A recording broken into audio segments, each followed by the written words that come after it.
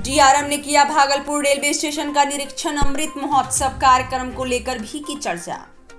Bhagalpur railway station परिसर में आजादी का अमृत महोत्सव के दौरान एक सप्ताह का कार्यक्रम किया गया। इस कार्यक्रम में शहीदों एवं स्वतंत्रता सेनानियों के बारे में लोगों को भी बताया गया। साथ ही साथ लोगों में देशभक्ति का जज्बा जगाने के लिए नाटक, गीत, संगीत के माध्यम से प्रस्तुति दी गई। एक सप्ताह तक चलने वाला यह कार्यक्रम सफलतापूर्वक संपन्न हुआ। इस कार्यक्रम के समक्ष समीक्षात्मक बैठक को लेकर डीआरएम ने कई अधिकारियों के साथ बैठक की और कार्यक्रम के कई बिंदुओं पर वार्ता की। साथ भागलपुर स्टेशन पर यात्रियों की सुविधाओं का ख्याल रखते हुए भी कई बिंदुओं पर उन्होंने अधिकारियों से जानकारी ली, चाहे वह यात्रियों को टिकट करने में परेशानी, साफ सफाई, शौचालय एवं ट्रेनों की समय सारणी समय पर विशेष ध्यान देते हुए अधिकारियों को इस बातों पर ध्यान आकृष्ट कराया। उन्होंने मीडिया से बात करते हुए कहा कि अमृत महोत्सव राष्ट्र का कार्यक्रम है। यह कार्यक्रम पिछले 1 साल से चल रहा है और भागलपुर भी 75 चयनित स्टेशन में से एक था, तो हम लोग भी अमृत महोत्सव मना रहे हैं। यहाँ के जितने भी स्वतंत्रता सेनानी थे वे सब भी यहाँ आए थे। इस दौरान स्टेशन पर तिलका मांझी को याद करते हुए एक नाटक को भी मंचन किया गया था। साथ ही उन्होंने बताया कि आज रेलवे के अधिकारियों के साथ हम लोग की बैठक थी। ये बैठक पहले भी आयोजित होती रही है। आज की बैठक रूटीन बैठक थी। इसमें कई बिंदुओं पर अधिकारियों के साथ वार्ता की जा।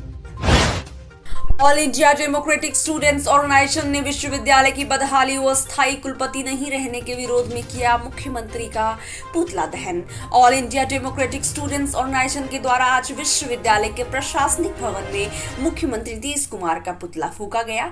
बताते चले कि विश्वविद्यालय में स्थायी कुलपति नहीं रहने एवं विश्वविद्यालय की लचर स्थिति होने के चलते All India Democratic Student Organisation के तत्वाधान में प्रदर्शन किया गया। एआईडीएसओ के सभी प्रदर्शनकारियों कार्यकर्ताओं का कहना है कि विश्वविद्यालय में जल्द से जल्द स्थायी कुलपति बहाल हो और विश्वविद्यालय की चरमराई स्थिति जल्द से जल्द सुदृढ़ हो। साथ ही साथ परीक्षाएं जितनी भी रद्द की गई हैं उन्हें जल्द से जल्द लिया जाए, जिससे छात्रों का भविष्य अंधकार में ना हो। साथ ही साथ जितने भी डिग्रियां विश्वविद्यालय कार्यालय में कुलपति की बाट जोड़ रहा है उस पर जल्द से जल्द हस्ताक्षर हो और छात्रों का भविष्य उज्जवल हो। उन लोगों का गुस्सा 7वें आसमान पर दिखा। उन लोगों ने यह भी कहा कि जब तक हमारी मांगे पूरी नहीं होती तब तक हम सभी all India Democratic students organisations के कार्यकर्ता प्रदर्शन करते रहेंगे। एक सप्ताह बीत जाने के बाद बीबीपुर थाना पुलिस का हाथ खाली। इसको लेकर नौगछिया पुलिस अधीक्षक सहित नौगछिया अनुमंडल पुलिस पदाधिकारियों को दिया गया आवेदन। नौगछिया पुलिस जिला के पुलिस पिछले 1 सप्ताह बीत जाने के बाद भी नहीं ढूंढ सका मोनू कुमार और मोनू कुमार के अपहरणकर्ता को। जी हां, नौगछिया पुलिस जिला के बीबीपुर थाना पुलिस के द्वारा पिछले 1 सप्ताह से अपहरित मोनू कुमार का अभी तक बीबीपुर पुलिस का हाथ खाली है।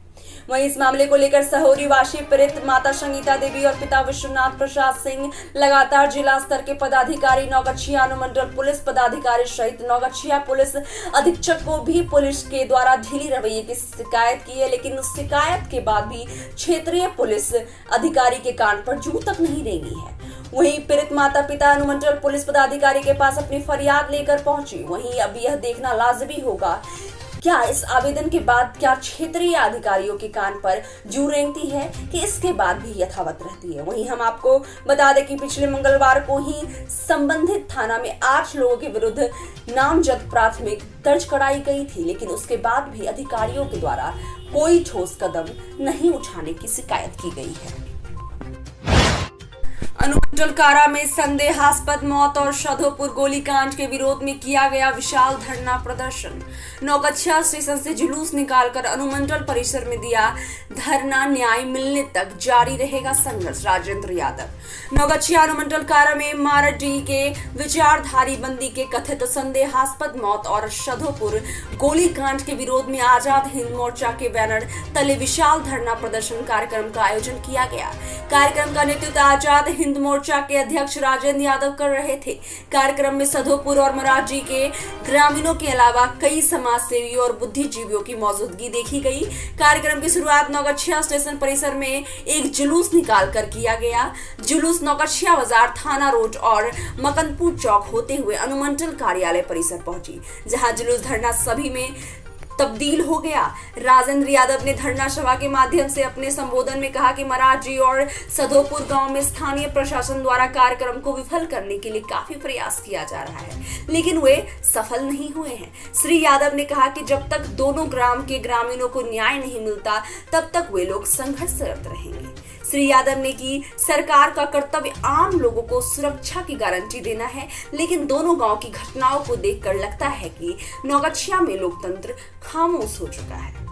कार्यक्रम सप्ताह होने के बाद भी श्री यादव ने अपनी मांगों से संबंधित एक ज्ञापन नौगछिया के अनुमंडल पदाधिकारी को सुपुर्द किया है, जिससे कथित रूप से नौगछिया अनुमंडल कारा में हुए मरारजी निवासी सन्नी के कथित संदेहास्पद मौत के मामले की न्यायिक जांच करने की मांग की। परिजनों को 50 लाख रुपए मुआवजा की मांग और परिजनों पर शादी की नीयत से अपहरण के मुकदमे को हटाने की मांग की गई, जबकि साधोपुर गांव में हुए गोलीकांड की सीबीआई जांच करने की मांग की गई है और मामले में पुलिस स्तर से किए गए प्राथमिक से निर्दोष लोगों का नाम हटाने और गांव में शांति व्यवस्था के लिए शांति समिति की बैठक करने और गोलीकांड के पीड़ित को समुचित मुआवजा देने की मांग की गई। इस अवसर पर गुलशन ऋषिदेव, उमेश ऋषिदेव, फूचो ऋषिदेव, नवीन ऋषिदेव, परशुराम ऋषिदेव, उत्तम देवी, ममता देवी समेत बड़ी संख्या में लोगों की मौजूदगी देखी गई। फणीश्वरनाथ रेणु की तीसरी कसम के नायक हीरामन तो अब नहीं है, लेकिन उनके पुत्र के रिश्तेदार ने तीसरी कसम फिल्म की यादें ताजा कर दी। एक युवक धरती मैया के छाती पर अपनी मां को खेत चौरस करने वाले चौकी पर बिछा खेत को कर रहा चौरस। सीमांचल से उपजी रेणु की तीसरी कसम के नायक हीरामन तो अब नहीं है, लेकिन उनके पुत्र के रिश्तेदार ने भागलपुर प्रमंडल के बल्लिकता गांव में तीसरी कसम भी तोड़ दी है। बिना बारिश के आसार गुजरने और सावन के बीतते देख धरती मैया के छाती पर अपनी मां को बिठा खेत को चौरस करने लगा। दरअसल धान रोपाई का वक्त निकल रहा है, धान का बिचरा तो तैयार है, लेकिन उस उम्मीद में भी कि शायद सावन जम के बरसे। खेत को धान रोपाई के लिए तैयार कर रहे हैं। हीरामन के घर बैल भी नहीं है।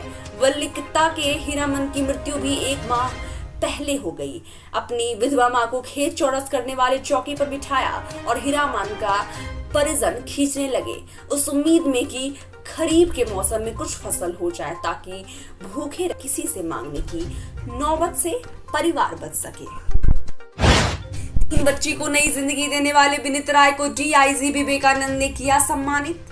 बीते दिनों कहलगांव स्थित गंगा घाट में 4 बच्ची स्नान कर रही थी। अचानक गहरे पानी में जाने से डूबने लगी, तभी विनीत राय ने उसे देख लिया और अपनी जान को जोखिम में डालकर 3 बच्ची को बचा लिया, जबकि एक बच्ची गंगा में डूब गई। जोखिम भरा कार्य करते हुए साहस का परिचय देते हुए विनीत ने जो कार्य किया उसके लिए भागलपुर के प्रक्षेत्र डीआईजी विवेकानंद ने उसे अंग वस्त्र देकर सम्मानित किया, वहीं फरिश्ता सम्मान सर्टिफिकेट देकर हौसला को बुलंद किया। आपको बता दें कि विनीत राय ने 3 बच्ची की नई जिंदगी दे दिया है, जिसको लेकर परिवार वाले ने भी विनीत का आभार व्यक्त किया है। वहीं भागलपुर प्रक्षेत्र डीआईजी विवेकानंद से सम्मानित हो रहे विनीत भावुक हो गए। विनीत राय ने लोगों को भी सलाह दिया कि अगर आपके आत्मा के सामने अगर किसी की जिंदगियां जा रही है तो आप जान को जोखिम में डालकर भी उसे बचाया है। वहीं उन्होंने कहा कि 3 की जिंदगियां जा रही थी, तब मैं अपनी जान की परवाह किए बगैर अपनी जान से ज्यादा जरूरी उनकी जान को समझा। वहीं डीआईजी विवेकानंद ने भी बताया कि यह अति महत्वपूर्ण काम है और उन्होंने विनीत को धन्यवाद। बिहार राज्य विश्वविद्यालय एवं महाविद्यालय कर्मचारी महासंघ भागलपुर प्रक्षेत्र के सभी कर्मियों ने किया हल्ला बोल प्रदर्शन। स्नातक एवं स्नातकोत्तर विभाग को भी कराया बंद। प्रदर्शनकारियों का कहना है जब तक हमारी मांगे पूरी नहीं होती तब तक यह तालाबंदी निरंतर जारी रहेगा। बिहार राज्य विश्वविद्यालय एवं महाविद्यालय कर्मचारी महासंघ भागलपुर प्रक्षेत्र की ओर से आज विश्वविद्यालय के प्रशासनिक भवन मुख्य द्वार पर प्रदर्शनकारियों ने जमकर हंगामेबाजी की। विश्वविद्यालय में महाविद्यालय कर्मचारी महासंघ के सभी कर्मियों ने जमकर विश्वविद्यालय के सभी पदाधिकारियों के खिलाफ नारेबाजी करते दिखे। उनका कहना है हम लोगों के साथ सौतेला व्यवहार किया जा रहा है। हम लोगों की कई मांगे हैं, उन्हें सिर्फ आश्वासन पर छोड़ दिया जाता है। हम लोगों को बस इतना ही आश्वासन दिया जाता है कि आपके फाइल को आगे बढ़ा दिया गया है, जल्द आपका काम होगा, लेकिन आज तक कोई भी बात हम लोगों को नहीं सुनाई गई है। जब तक हम लोगों की सारी मांगे पूरी नहीं होती तब तक हम लोग विद्यालय, महाविद्यालय एवं पीजी डिपार्टमेंट के कार्य को नहीं होने देंगे। साथ ही ही साथ प्रशासनिक भवन में तालाबंदी निरंतर जारी रहेगा। प्रदर्शनकारियों का यह भी कहना था कि हम लोग विगत 18 जुलाई से अनिश्चितकालीन हड़ताल पर हैं, लेकिन विश्वविद्यालय प्रशासन के पदाधिकारियों के ऊपर तनिक भी कोई असर नहीं हो रहा है। यह कतई सही नहीं है। याराना भक्त मंडल कल निकालेगी कांवड़ यात्रा। सैकड़ों की संख्या में कांवरिया भागलपुर से जल भरकर बासुकीनाथ धाम जलाभिषेक करने निकलेंगे। याराना भक्त मंडल की कांवड़ यात्रा भागलपुर के बाबा बासुकीनाथ धाम के लिए प्रस्थान करेगी। साथ ही साथ महाआरती, कांवड़ शोभा यात्रा, मां गंगा को अविरल निर्मल बनाने, स्वच्छ भारत मिशन को आगे बढ़ाने, विश्व शांति, जन कल्याण की कामना हेतु यह यात्रा निकाली जा रही है। इस कांवड़ यात्रा में सैकड़ों कांवरिया शामिल होने की संभावनाएं जताई जा रही है। वहीं आज याराना भक्त मंडल की कांवड़ यात्रा को लेकर स्थानीय गोकुल गार्डन खमनचक में एक प्रेस वार्ता रखी गई और इससे कल निकलने वाले भव्य कांवड़ यात्रा की जानकारी दी गई। प्रेस वार्ता में अमित कनौजिया, मंडली महंत अश्वनी जोशी, मोंटी मंडली संरक्षक जॉनी संथालिया, मंडल संरक्षक के अलावे कई कार्यकर्ता शामिल थे। वहीं मीडिया से बात करते हुए मंडली संरक्षक अश्वनी जोशी मोंटी ने बताया कि हजारों की संख्या में भागलपुर से कांवरिया बाबा बासुकीनाथ को जल चढ़ाने जाते हैं, लेकिन सड़कों की स्थिति बहुत ही दयनीय है। इसलिए प्रशासन से गुहार लगाते उन्होंने कहा कि भागलपुर से बाबा बासुकीनाथ धाम तक कांवरियों के लिए कम से कम 4 से 5 फीट का रास्ता बनाया जाए, जिससे कांवरियों को जाने में किसी तरह की परेशानी ना हो।